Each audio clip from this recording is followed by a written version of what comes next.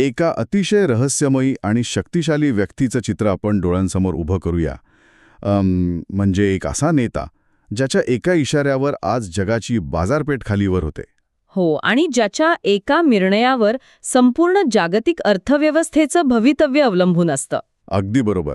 आणि सर्वात महत्त्वाचं म्हणजे ज्याने आपल्या देशाला थेट अमेरिकेच्या तोडीस तोड अशी महासत्ता बनवून उभं केलं आहे. पण आजच्या या अत्यंत रोमहर्षक आणि सखोल चर्चेला सुरुवात करण्यापूर्वी एक अतिशय महत्त्वाची गोष्ट. ती म्हणजे आपल्या चॅनलचं आवाहन, राईट? हो, तर ट्रॅव्हल अँड पॉडकास्ट या चॅनलला नक्की लाईक, शेअर आणि सबस्क्राईब करा. कारण आजचा आपला हा प्रवास खूपच वेगळा आणि डोळे उघडणारा असणार आहे. नक्कीच. आणि अशा शक्तिशाली नेत्याबद्दल बोलताना साहजिकच असा विचार येतो की या व्यक्तीचा जन्म सत्तेच्या केंद्रस्थानी एखाद्या महालात वगैरे झाला असावा. हो, म्हणजे सोन्याचा चमचा तोंडात घेऊनच. पण इथेच तर खरा विरोधाभास आहे. आज जगावर आजीवन राष्ट्राध्यक्ष म्हणजेच प्रेसिडेंट फॉर लाईफ म्हणून जी व्यक्ती निरंकुश सत्ता गाजवते, तो माणूस कधीकाळी एका छोट्या अंधाऱ्या गुहेत राहायचा. बापरे, गुहेत? हो, आणि नुसताच राहायचा नाही, तर त्याने शेतात एक साधा मजूर म्हणून अत्यंत कष्टप्रद काम केलं आहे. ही कथा एखाद्या काल्पनिक कादंबरीसारखी वाटते, पण हे वास्तव आहे. आणि ती व्यक्ती दुसरी तिसरी कोणी नसून चीनचे सर्वोच्च नेते शी जिनपिंग आहेत. म्हणजे साध्या मजुराचा मुलगा ते जगातील सर्वात शक्तिशाली देशांपैकी एकाचा आजीवन राष्ट्राध्यक्ष. हा प्रवास खरंच थक्क करणारा आहे. एकदम थक्क करणारा. पण आजच्या या चर्चेत आपण फक्त त्यांच्या संघर्षाची कहाणी ऐकणार नाही आहोत. मग अजून काय काय उलगडणार आहोत आपण? तर डॅनियल ब्ल्युमेंटल यांचं द चायना नाईटमेअर आणि स्वतः शी जिनपिंग यांचं द गव्हर्नन्स ऑफ चायना यासारख्या पुस्तकांमधून ज्या गोष्टी समोर आल्या आहेत त्या आपण आज सोप्या भाषेत समजून घेणार आहोत. म्हणजे त्यांचा भारतासोबतचा जो डबल गेम आहे तो? हो, तो डबई गेम आणि जगाला कर्जाच्या जाळ्यात अडकवण्याचा बेल्ट अँड रोड इनिशिएटिव्ह नावाचा जो प्लॅन आहे तो कसा काम करतो आणि त्यांचं अंतिम ध्येय काय आहे यावर आपण सविस्तर प्रकाश टाकणार आहोत. हा विषय खरंच खूप गंभीर आणि रंजक आहे. कारण हा आक्रमक आणि अत्यंत महत्वाकांक्षी नेता खऱ्या अर्थाने समजून घ्यायचा असेल तर मला वाटतं आपल्याला त्यांच्या भूतकाळात म्हणजे त्यांच्या मुळांकडे जावं लागेल. राईट. 1953 मध्ये जन्मलेले शी जिनपिंग हे तसे पाहिले तर एका बड्या कम्युनिस्ट नेत्याचे सुपुत्र होते. म्हणजे सुरुवातीचं आयुष्य अगदी एका राजपुत्रासारखंच होतं तर? हो, त्यांचे वडील पक्षातील एक अतिशय मोठं प्रस्थ होते. पण 1960च्या दशकात चीनमध्ये कल्चरल रेव्होल्यूशन म्हणजेच सांस्कृतिक क्रांतीचे वारे वाहू लागले आणि त्यांच्या आयुष्यात एक भयानक वादळ आलं. आणि त्यांच्या वडिलांना अचानक पक्षातून काढून टाकण्यात आलं ना? हो, नुसतं काढून नाही टाकलं तर त्यांना थेट तुरुंगात डांबण्यात आलं. बापरे, हे वय अतिशय नाजूक असतं. म्हणजे वयाच्या अवघ्या 15व्या वर्षी सत्तेच्या उच्च वर्तुळातून त्यांना थेट जमिनीवर फेकलं गेलं. अगदी तसंच.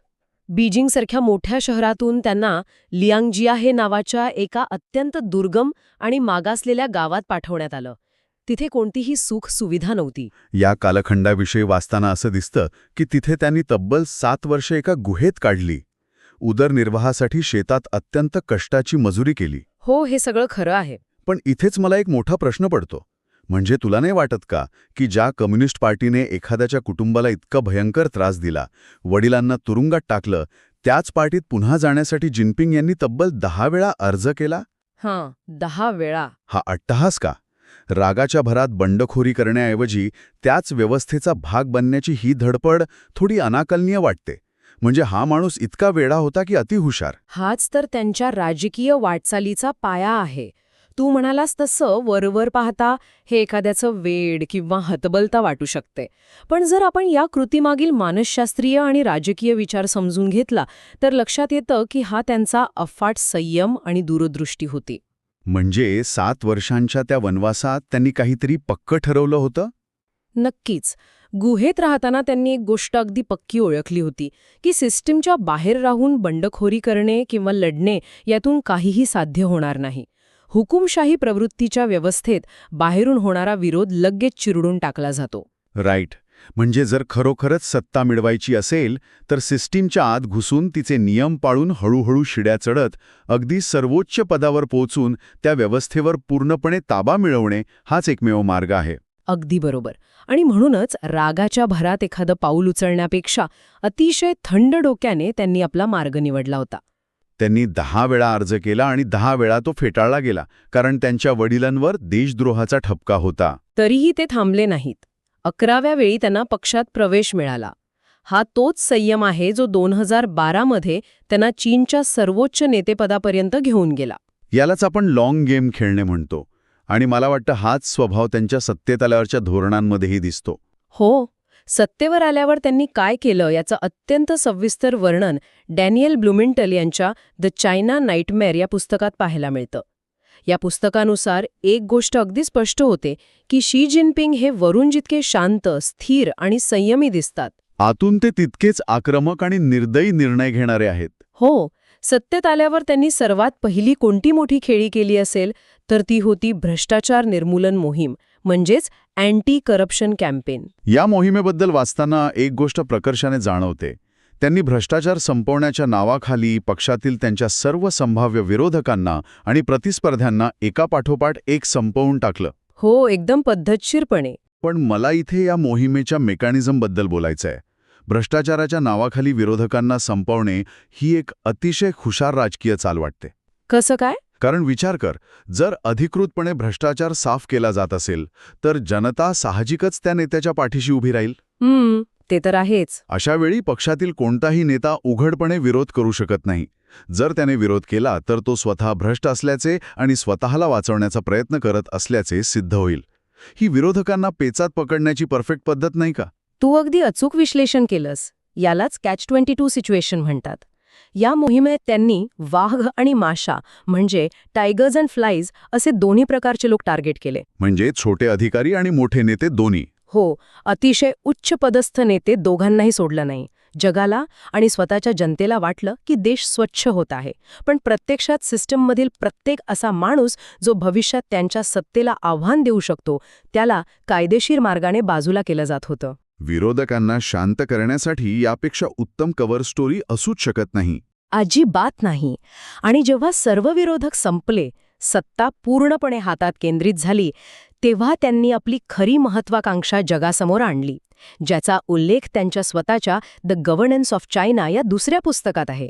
हो, आणि त्यात त्यांनी चायनीज ड्रीम म्हणजेच चीनी स्वप्न ही संकल्पना मांडली आहे. हे स्वप्न वाचताना जाणवतं की ही फक्त एक घोषणा नाहीये. मग काय आहे? तर ही एक अतिशय स्पष्ट आणि वेळ ठरवून दिलेली योजना आहे.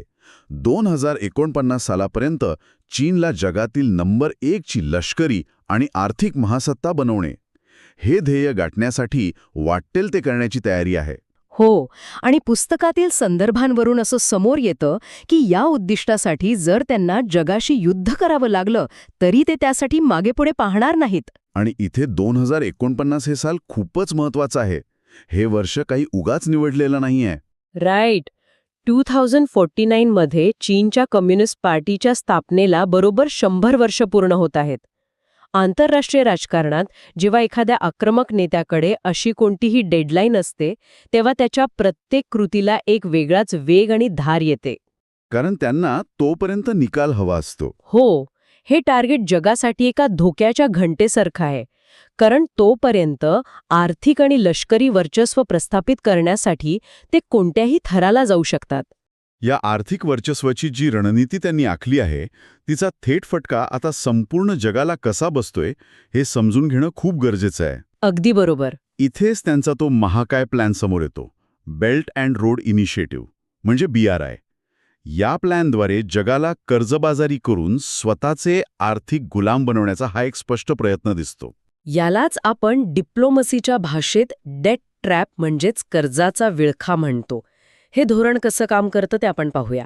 जेव्हा आपण एखाद्या आंतरराष्ट्रीय संस्थेकडून जसं की जागतिक बँक किंवा आंतरराष्ट्रीय नाणेनिधीकडून कर्ज घेतो तेव्हा ते अनेक अटी घालतात. हो, ते पाहतात की संबंधित देशाची कर्ज फेडण्याची क्षमता आहे का, तिथे मानवाधिकारांचं उल्लंघन तर होत नाहीये ना, पर्यावरणाचं नुकसान तर होणार नाहीये ना. या सर्व प्रक्रियेला खूप वेळ लागतो. पण विकसनशील देशांना तातडीने इन्फ्रास्ट्रक्चर हवं असतं. त्यांना नवीन रस्ते, मोठी बंदरं, विमानतळे बांधायची असतात आणि तिथेच चीन तारणहार म्हणून पुढे येतो. नेमकं हेच. चीन तिथे येतो आणि सांगतो, आम्हाला तुमच्या मानवाधिकारांशी किंवा राजकारणाशी काहीही देणे घेणे नाही. तुम्हाला बंदरासाठी पैसा हवाय, हा घ्या पैसा. म्हणजे सुरुवातीला कोणतीही राजकीय अट न घालता चीन अतिशय वेगाने कर्ज देतो. आणि इथे श्रीलंकेच्या हंबनटोटा बंदराचं उदाहरण अतिशय चपखल बसतं. श्रीलंकेला एक भव्य बंदर बांधायचं होतं. इतर आंतरराष्ट्रीय संस्थांनी अभ्यास करून सांगितलं की हा प्रकल्प आर्थिकदृष्ट्या फायद्याचा नाही, त्यामुळे त्यांनी कर्ज नाकारलं.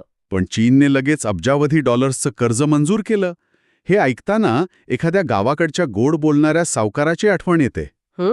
कसं काय? तो सावकार सुरुवातीला अतिशय प्रेमाने मदतीला धावून आल्याचा आव आणून कर्ज देतो. गरजू माणूस त्या गोड बोलण्यावर भाळतो, पण नंतर व्याजावर व्याज लावून तोच सावकार त्या माणसाचं घर आणि जमीन हडप करून बसतो.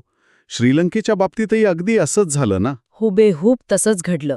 जेव्हा बंदर तयार झालं आणि अपेक्षेप्रमाणे त्यातून कोणताही नफा झाला नाही, तेव्हा श्रीलंकेकडे कर्जाचे हप्ते फेडण्यासाठी पैसेच नव्हते. मग चीनने काय केलं? तेव्हा चीनने आपला खरा चेहरा दाखवला आणि पैशांऐवजी ते बंदरच 99 वर्षांच्या करारावर स्वतःच्या ताब्यात घेतलं. बापरे, 99 वर्षे? हो. आता विचार कर, भारताच्या अगदी जवळ हिंदी महासागरात चीनच्या नौदलाला एक हक्काचं तळ मिळालं आहे. ही केवळ आर्थिक देवाणघेवाण नव्हती, तर दुसऱ्या देशाचं सार्वभौमत्व आणि भौगोलिक मोक्याची जागा विकत घेण्याची एक थंड डोक्याने आखलेली खेळी होती. म्हणजे हा डे ट्रॅप केवळ पैसे कमवण्यासाठी नाहीये, तर भूराजकीय नियंत्रण मिळवण्यासाठी आहे. भारताचा विचार केला तर भारताला चारी बाजूनी घेरण्याचा हा एक पद्धतशीर प्रयत्न दिसतो. हो, स्रोतांमध्ये तसा उल्लेख आढळतो. श्रीलंका, पाकिस्तान, नेपाळ, मालदीव या सर्व शेजारी देशांमध्ये चीनने याच कर्जाच्या जाळ्याचा वापर करून आपलं बस्तान वसवलं आहे. आणि इथेच चीनचा तो डबल गेम सुरू होतो. आंतरराष्ट्रीय संबंधांमध्ये त्यांची नीती ही समोरून हसणं आणि मागून वार करणे या प्रकारची आहेत. म्हणजे एका बाजूला राजनैतिक स्तरावर अतिशय गोड बोलायचं, शांततेच्या चर्चा करायच्या, आणि दुसऱ्या बाजूला लष्करी स्तरावर हळूहळू पुढे सरकत राहायचं. राईट. या डबल गेमचं एक अतिशय ताजं आणि धक्कादायक उदाहरण आपल्याला आठवत असेल. महाबलीपुरममध्ये जेव्हा शी जिनपिंग आले होते, तेव्हा ते भारताच्या पंतप्रधानांसोबत अतिशय मैत्रीपूर्ण वातावरणात चर्चा करत होते. हो, ऐतिहासिक वास्तूंसमोर फोटो काढले जात होते, नारळ पाणी पीत गप्पा मारल्या जात होत्या. जणू काही दोन्ही देशांमधील सर्व सीमावाद आता सुटणार आहेत असं चित्र होतं. पण हे सर्व वरवरचं होतं. अगदी त्याच वेळी पडद्यामागे लडाख आणि गलवान खोऱ्यामध्ये चीनी सैन्याला घुसखोरी करण्यासाठी आणि आक्रमक कारवाया करण्यासाठी पुढे ढकललं जात होतं. हेच ते स्माईल डिप्लोमसीचं सर्वात मोठं उदाहरण आहे. समोरच्या नेत्याला आणि देशाला चर्चेच्या गुराळात अडकून ठेवायचं, त्यांना गाफील ठेवायचं, आणि त्याचवेळी सीमेवर सॅलेमी स्लायसिंगची रणनीती वापरायची. बरोबर. म्हणजे एकाच वेळी मोठा हल्ला करण्याऐवजी हळूहळू इंचाने दुसऱ्याची जमीन गिळंकृत करायची. जेव्हा समोरच्या देशाला हे लक्षात येतं, तोपर्यंत चीनने तिथे आपले बंकर आणि रस्ते बांधून झालेले असतात. हे सगळं ऐकल्यावर एक गोष्ट स्पष्ट होते की ह्या नेत्याच्या प्रत्येक कृतीमागे, मग ती भ्रष्टाचार निर्मूलन मोहीम असो किंवा इतर देशांना दिलेली मदत असो, त्यामागे केवळ आणि केवळ 2049चं ते चायनीज ड्रीम पूर्ण करण्याचाच हेतू आहे.